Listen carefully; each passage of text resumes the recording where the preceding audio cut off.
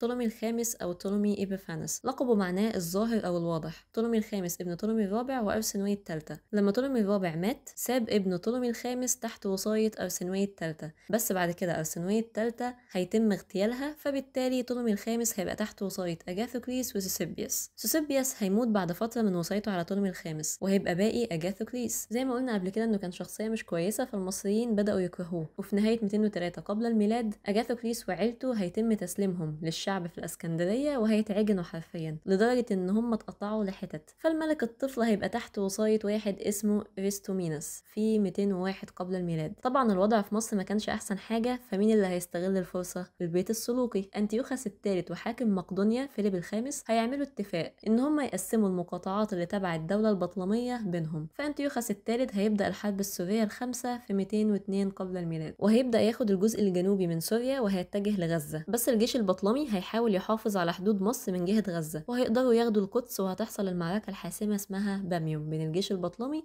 والجيش السلوقي ناحية نهر الأردن. وفي سنة 198 قبل الميلاد أنتيوخس الثالث هياخد جوف سوريا بالكامل، وهتروح للبيت السلوقي بلا رجعة. فيليب الخامس ملك مقدونيا هياخد أجزاء من المقاطعات اللي بره مصر اللي كانت تبع البطالمة، فبالتالي كده مصر فقدت سيطرتها على كل المناطق الأجنبية ما عدا قبرص وليبيا. ومن ساعة طولمي الرابع والمصريين عمالين بيعملوا ثورات، فطولمي الخامس هيروح منف وهو عنده 13 سنة، وهيتم تتويجه كفرعون بواسطة كاهن بتاح. طبعا دي حركة ذكية جدا من طولمي عشان عارف أهمية منف عند المصريين، ومع ذلك الثورات دي جابت نتيجة، زي مثلا إن بعض الضرايب بدأت تتلغي وجزء منها بدأ يتخفف، والمصريين بدأوا ياخدوا مناصب عالية في المجتمع وليهم امتيازات. وكل ده بداية من تتويج الملك متسجل على حجر رشيد اللي تم اكتشافه في 1799 أثناء الحملة الفرنسية في مصر. طولمي الخامس خلاص كبر وبدأ يدور على عروسة، فمش هيلاقي أحسن من البيت السلوقي، وطبعا كلها أهداف سياسية، وظنا منه إنه كده ممكن يعرف يرجع جوف سوريا عن طريق جوازه من بنتهم.